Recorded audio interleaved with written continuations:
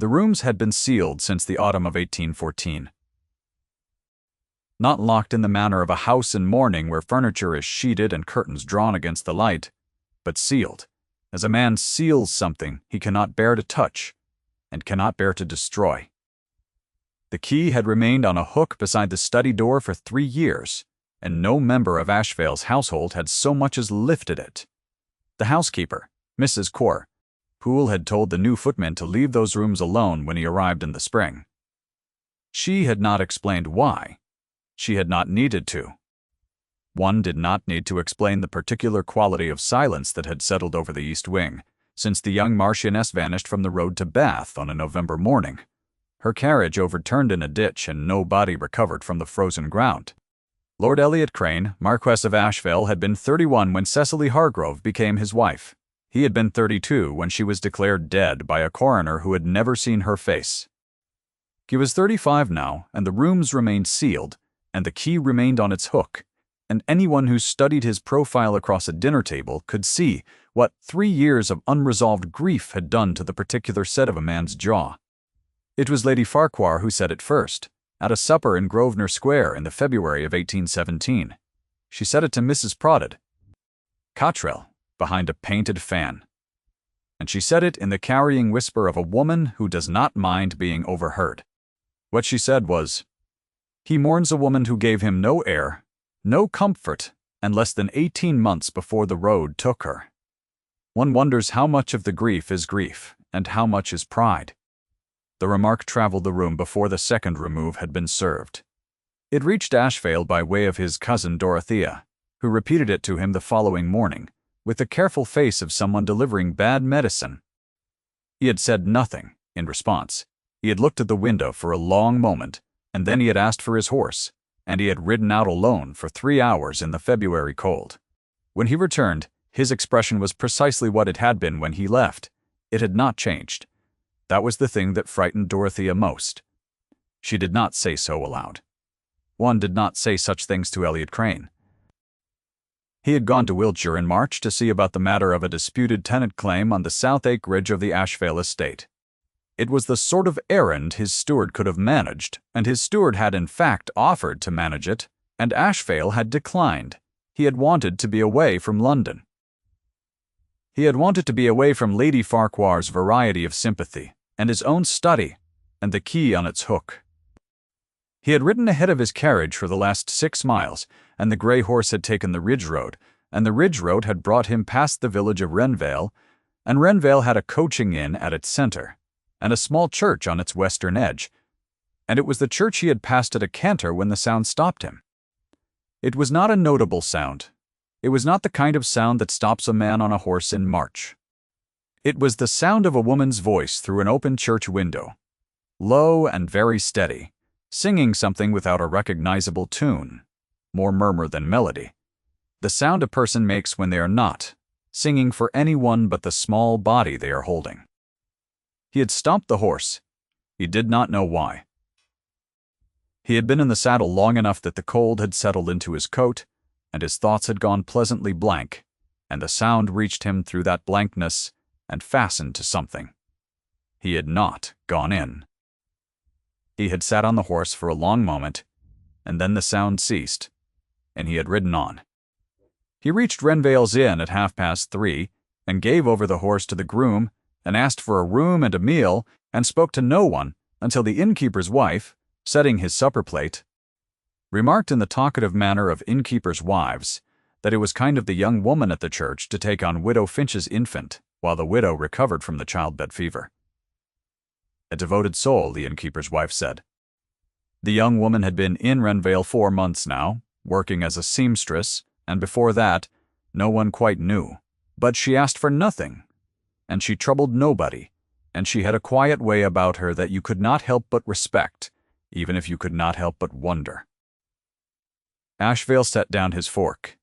He asked with a studied absence of inflection what the young woman's name was. The innkeeper's wife said she called herself Mrs. Webb. He said nothing else. He finished his supper in the deliberate manner of a man who is thinking very carefully about something he will not yet permit himself to name. He did not sleep well that night. He lay in the inn's best room, which was not a very good room, and he looked at the plaster ceiling in the dark, and he attempted to think with the methodical care that had served him well in 3 years of managing an estate and a grief in parallel. He considered the practical particulars. If the woman was not Cecily, the matter was simple, and he would ride for the south acreage at first light. If she was Cecily, the matter was not simple in any respect, and the practical particulars would be many, and the solicitor in Marlborough would need to be involved, and there would be papers and procedures, and the careful management of all of it would take some weeks. He thought about the practical particulars for a long while. Then he stopped, because the practical particulars were not what was keeping him awake. What was keeping him awake was the angle of the woman's head, the way she had held the child. The back of her neck in the gray wool shawl, which he had known well enough once, that the knowing had apparently survived 3 years of active suppression without diminishing in the least.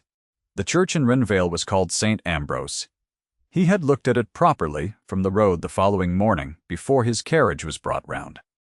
A stone church of the ordinary Wiltshire sort, a small yew in the yard, a wooden gate that needed painting.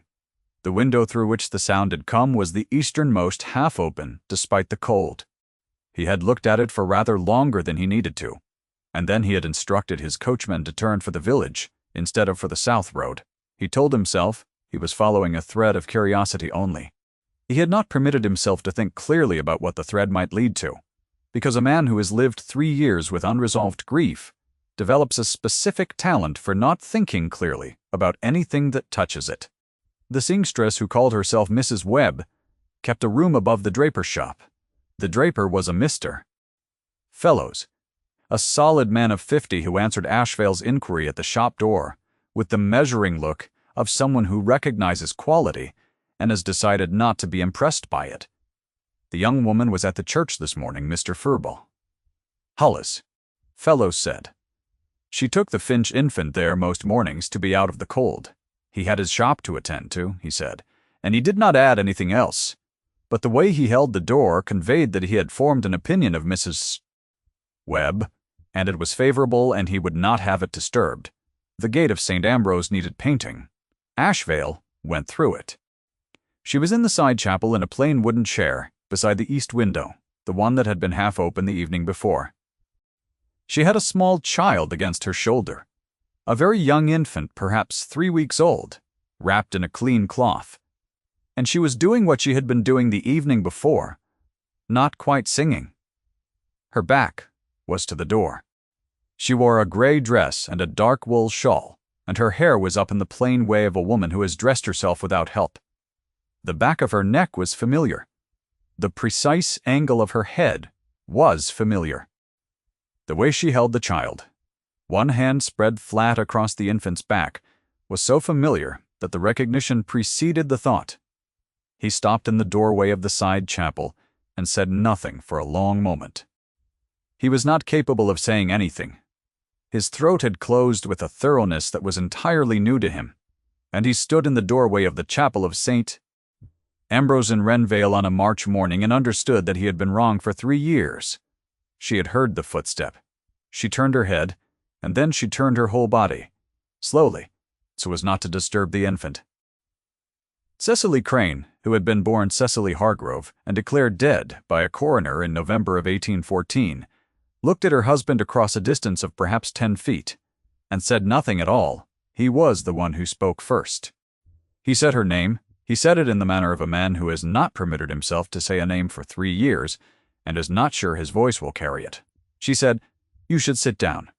If you have ever wondered what a man's face does when it tries to hold 3 years of grief and 3 years of relief and 3 years of everything he had prevented himself from feeling, and tries to hold all of it at once in a cold side chapel in March, stay with this story. What comes next is the part that changes everything." She had not told him to sit because she was indifferent. She had told him to sit because she could see, with the particular vision of a woman who has learned in the last 3 years to read everything quickly and correctly, that he was going to need to. He sat. He sat in the other wooden chair, the one that had been left against the wall for reasons of parish tidiness, and he placed his hands on his knees, and he looked at her. She looked at him with the composed expression of a woman who has rehearsed this moment in her mind many times, late at night in the specific dark of a room above a draper's shop, and has still not fully prepared for it. He said, "How?" She said, "The carriage overturned on the ridge above the Kennet. I went into the water. I was pulled out by a family traveling south, a farmer and his wife. I was insensible for 3 days. By the time I understood where I was and what had happened, the news had already gone forward." He looked at the child she held. He looked back at her face. She said, "She is Widow Finch's child. Her name is Annie. The widow has the childbed fever. Someone had to." He said, 3 years. She did not flinch. She said yes. There was a silence that occupied the whole of the small chapel, the cold stone walls and the early light, through the east window and the breath of the infant, rising and falling under Cecily's hand. He said, "Why did you not send word?" It was not a question exactly. It was the shape a question makes when the man asking it already understands part of the answer and is afraid of the rest. She looked at him for a long moment.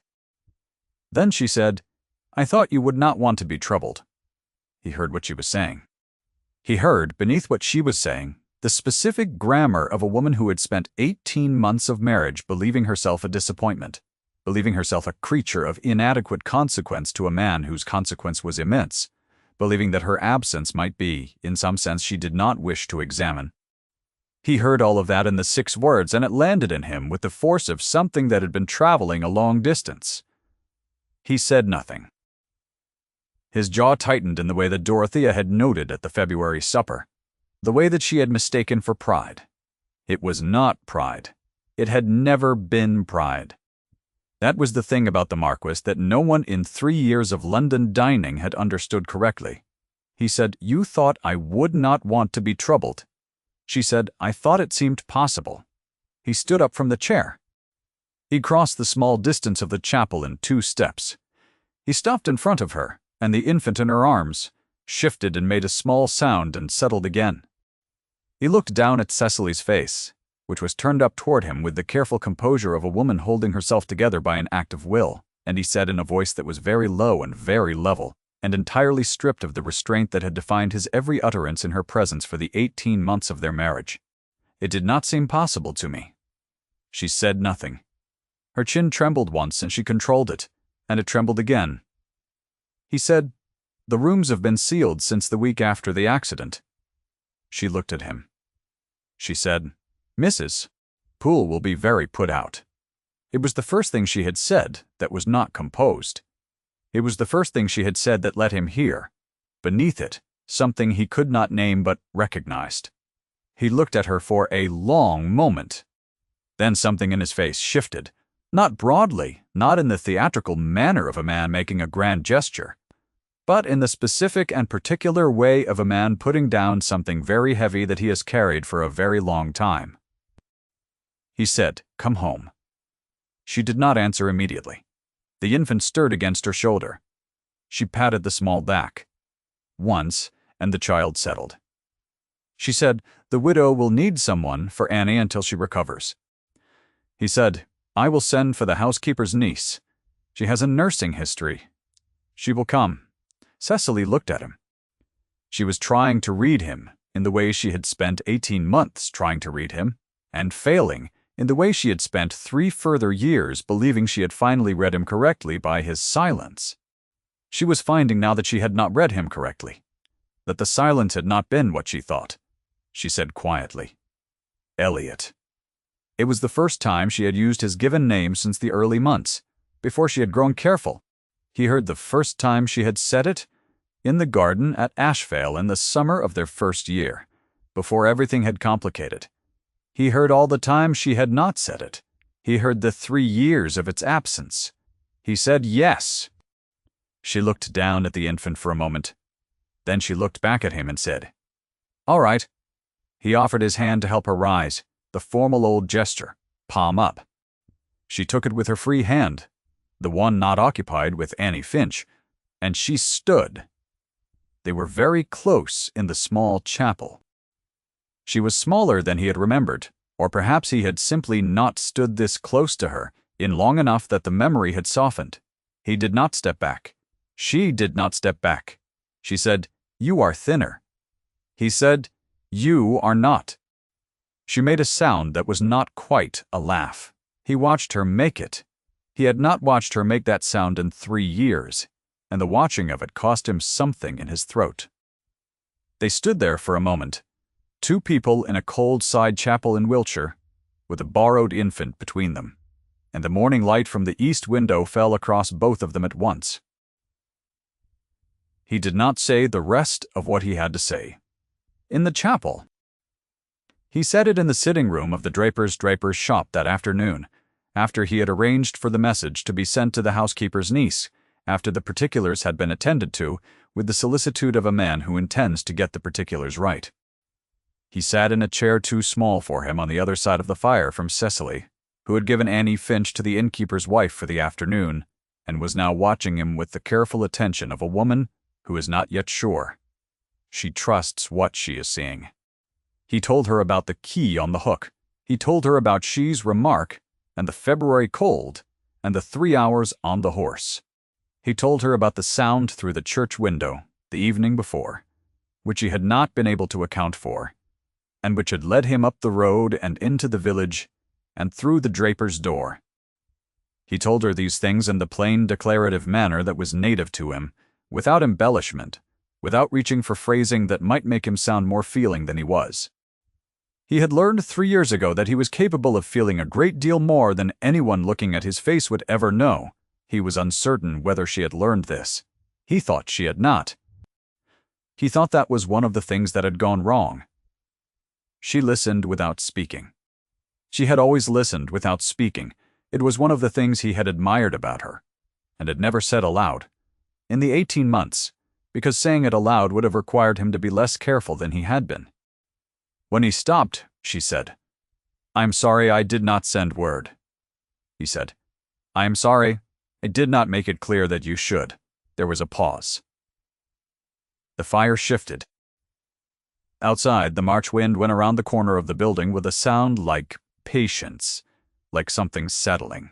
She said, "I believed the rooms were sealed because it was the correct thing to do, for the estate, for appearances."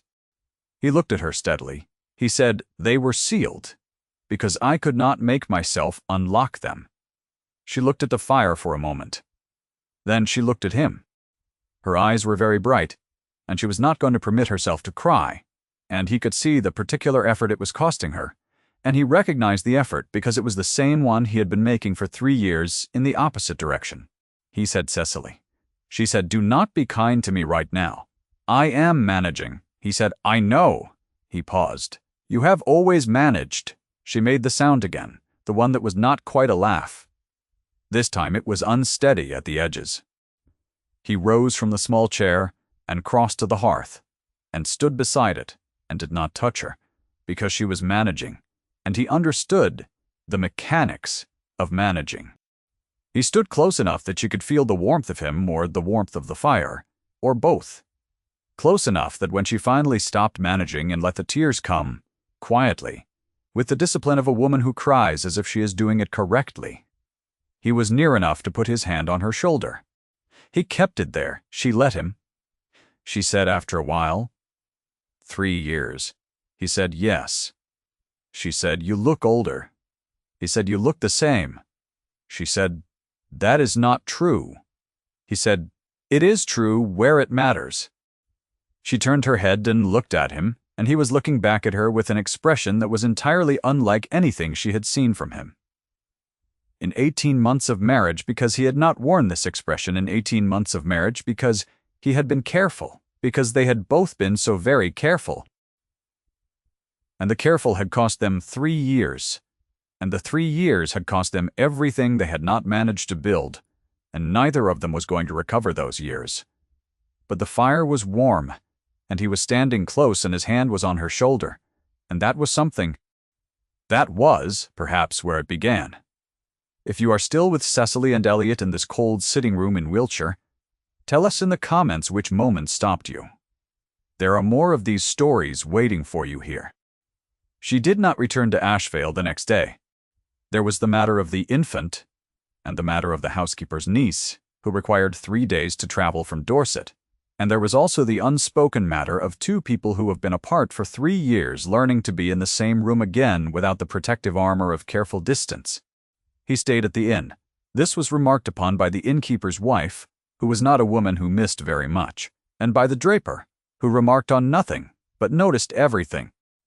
The village of Wrenvale was small enough that his presence was a fact of general knowledge by the second morning, and his continued presence by the third morning was a fact of specific interest. He walked with Cecily each morning to the church, and they sat in the side chapel with the infant, and they talked. Not about the marriage. Not yet.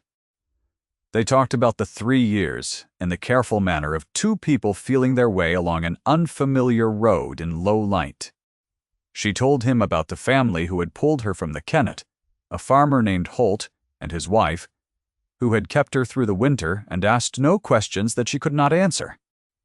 She told them about the following spring, when she had understood that she was alive and the world had decided she was not, and the particular quality of that understanding. He listened without interrupting. He had always listened without interrupting. It was the thing she had been least certain how to read in the 18 months. On the 4th morning, the housekeeper's niece arrived by post-chaise, a capable woman of 30 named Martha, with round cheeks and steady hands, and an immediate authority over infant Annie that left the baby disinclined to fuss. Cecily watched Martha take the child, and she felt the particular ache of setting down something you have been holding carefully for someone else's sake. And she permitted herself to feel it fully, which was a thing she had not always permitted herself. Elliot was standing in the doorway of the church. He had watched her watch the transfer. He said nothing. He offered his arm, and they walked back through the painted gate toward the village. She said, "I am frightened of the rooms." He said, "So am I." She looked at him. He was looking ahead. "At the road." She said, "Of opening them?" He said, "Of what is on the other side of opening them." She understood what he meant. She understood that the sealed rooms were not just sealed rooms.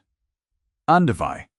They were the 18 months of careful distance and the things not said, and the expression he had not permitted himself to wear in her presence. And opening them meant all of that came through the door as well. She understood that they had been strangers who had been made legally proximate, and had not found the road through that strangeness before the road had taken her. She said, "We could begin again." He stopped walking. She stopped beside him. They were standing on the Wrenvale Road in March, cold, with the yew tree of St. Ambrose visible over the wall behind them, and the inn ahead. He turned and looked at her. He said, "I would rather continue." She looked at him for a long moment, in the way she had looked at him the morning in the chapel, trying to read the expression she had not seen before. She was better at reading it now. 3 days of talking in low voices in a cold church and by a fire in a room too small for both of them had given her more information than 18 months of careful distance. She said, "Continue from when?" He said, "From when I should have told you that I had no interest in being without you, and allowed us both to behave accordingly." It was the longest declarative sentence she had heard from him in their entire acquaintance. She looked at him. Something in her face softened in a way she did not prevent, because she was done, just at this moment, with preventing things. She said, "That would have required some courage." He said, "Yes, I was not very courageous." She said, "Neither was I." They stood on the road for a moment. The wind picked up around the corner of the inn. She was still wearing the gray dress and the dark wool shawl. He was still in his traveling coat. They were standing in a Wiltshire village road in the particular way of two people who have only just remembered they are allowed to be close to each other. He offered his arm again. She took it. They walked on. They left Wrenvale on the 5th morning in Ashvale's carriage, with Martha and Annie following in a hired conveyance that would turn off at Marlborough, where the widow's sister had agreed to take the child for the remainder of the recovery. Cecily had packed the contents of her room above the draper's shop, which were not many. A change of clothes, her sewing things, a small book of her father's that she had carried since leaving London, and a likeness of herself at 17, painted on ivory, which had been her mother's, and which she had kept in the inner pocket of her traveling case through 3 years of modest circumstances. She did not tell him about the likeness. She kept it in her pocket as the carriage moved north and east through the grey March country, and she watched the Wiltshire fields give way to the Berkshire roads, and she thought about the sealed rooms and what it would mean to open them. He was sitting across from her. He had been reading, or attempting to read. The book had been closed on his knee for the last half hour. He was watching her instead, in the particular way she was now learning to read, the way that was not coldness at all, that had never been coldness. That was the closest he came to speaking without speaking. She said, "Tell me about the South Acreage dispute." He looked at her. He said, "I have not yet attended to it." She said, "You came to Wiltshire for the South Acreage dispute, and you did not attend to it." He said, "I was delayed." She said, "By a sound through a church window." He said, "Yes." She looked at him. He looked at her. The carriage moved on through the March country. She said, "I used to listen for your step on the stair. In the morning. In the rooms." He was very still. She said, "I did not tell you that." "Then I thought it would alarm you." He said, "It would not have alarmed me." She said, "I know that now." He moved across the carriage and sat beside her. Not dramatically, not in the manner of a declaration. Simply moved, as a man moves when he has decided to be where he would rather be. He sat and she felt the warmth of him along her side, and she did not move away, and he did not ask her to. And the carriage moved north and east through the grey fields, and neither of them said anything for a while, and it was the most comfortable silence she had sat in for 3 years, which was in itself a kind of information. Ashvale was as she had left it, and more than she had left it, in the way that a house accumulates presents over 3 years, even when no one has changed anything. The drive was the same. The stone front was the same. The footman who opened the carriage door was not the same footman, but he held the door with the same Ashvale precision, and the steps were the same, and the housekeeper was standing at the top of them with an expression that Cecily had never seen on her face before, and which took a moment to identify. "It was relief," the housekeeper said. "My lady," she said it in a voice that was very level and very quiet, and then she was engaged in directing the removal of the luggage, and the moment passed and they were inside. He took her to the east wing himself. He lifted the key from the hook himself, in the study, while she stood in the doorway and watched. He carried it down the corridor to the east wing, and she walked beside him, and they stopped in front of the door. He put the key in the lock. He did not turn it immediately. He stood for a moment with his hand on the key. She put her hand over his. It was a quiet gesture, without theater, the gesture of a woman who is done with theater. He felt it and looked at her. She said, "Together." He turned the key. The rooms smelled of cold and old lavender and the specific stillness of a place that has not been entered in a long time. The curtains were drawn. The furniture was not sheeted, because he had sealed the rooms before he thought to sheet the furniture, which was perhaps why it had been so difficult to unlock them. Everything was exactly as it had been. The chair still pulled at an angle from the window. The small writing desk with its inkwell and pen case, the pale blue shawl still draped over the back of the chair where she had left it the morning she departed for Bath. She crossed to the window and drew the curtain. Grey March light came in. She looked at the room in that light, and then she looked at him. He was standing in the doorway, watching her, with the expression she was learning to read. She was learning it better all the time. She picked up the pale blue shawl from the chair. She folded it, once, and set it on the writing desk. He crossed the room and took her hands, both of them, in both of his. She looked up at him. He was not a demonstrative man, and he did not become one now. But he held her hands with a steadiness that was its own kind of eloquence, and he said, "I did not make it clear enough, in the 18 months, that you were not a trouble to me." She said, "No." He said, "I intend to make it clear now." She said, "You will need to be more explicit than usual." I have demonstrated a capacity for misreading. He looked at her, and she saw the thing that was almost amusement, very quiet, and she had not seen that in him for 3 years either, and the sight of it did something to her chest that she did not attempt to suppress. He said, I am aware. He paused. I will manage. There was a small mirror above the writing desk, oval in a gilt frame that had darkened with age. She saw herself in it from across the room, a woman in a gray dress standing at a hearth in a room that had been sealed against her absence for 3 years. She did not look like the woman who had left this room. She had not expected to. 3 years of modest circumstances and a farmer's kitchen and a draper's lodging had altered the surface of her in ways she had learned not to mind. The room was the same, and the mirror was the same, and the angle of the light through the window she had known and then lost was entirely unchanged, and the combination of these things produced in her a feeling she had no precise word for. She turned her hands in his, so that she was holding his hands rather than being held, and she looked at the room around them, the cold room with the March light, and the pale blue shawl folded on the writing desk, and the chair at its angle from the window, and all of it waiting, patient as stone for someone to come back and make it warm. She said, The fire will want lighting. He said, I will have it done. She said, I can do it. He said, You do not have to do it. She looked at him. He looked at her. This, she thought, was perhaps the whole of what had gone wrong in the first 18 months. In a single small exchange, the question of what she had to do and what she was allowed to want. She felt the old habit of saying, of course, and stepping back. And she felt also, more clearly than she had felt it in the first 18 months, that she was not going to do that. She said, I know I want to. He released her hands. He stepped aside.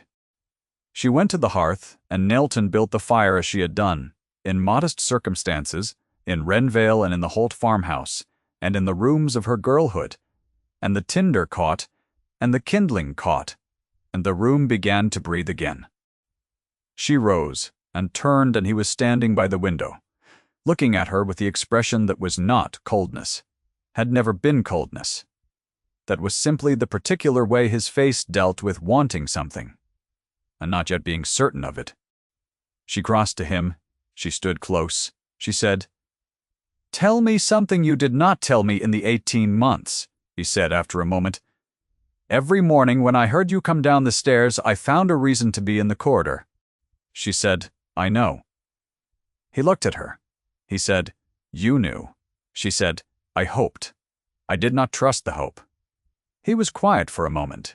Then he said, I am sorry. She said, So am I. The fire was beginning to take properly behind her. She could feel it on her back, the warmth of it pushing through the cold room, slow and steady as something relearned. He raised his hand and touched her face briefly, with the back of 2 fingers at the jaw. She did not move. Her pulse was entirely audible to her own ears. He said, Cecily. She said, Yes. It was the same word she had said in the church, in the chapel, when he had said her name, in the manner of a man who had not said it for 3 years. It meant the same thing. She was still there. She was present. She was not going anywhere. He put his arms around her, with the carefulness of a man who is not accustomed to doing this, and is doing it correctly nonetheless, and she let the weight of him surround her, and she rested her forehead against his shoulder, and they stood like that in the room that had been sealed for 3 years while the fire took and the cold retreated. Degree by degree, toward the walls. The housekeeper had the rooms aired and the linens changed by evening. She said nothing about this beyond the necessary practical instructions to the new housemaid.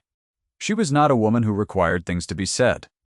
There was a letter, sent to London that week, to Dorothea, who read it twice, and then wept in a moderately undignified manner, and then wrote back at length about several things that were not strictly relevant, but which she had needed to say.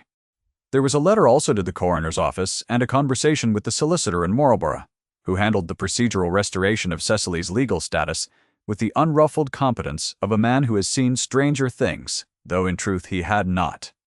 There was a supper in the Ashvale dining room, small.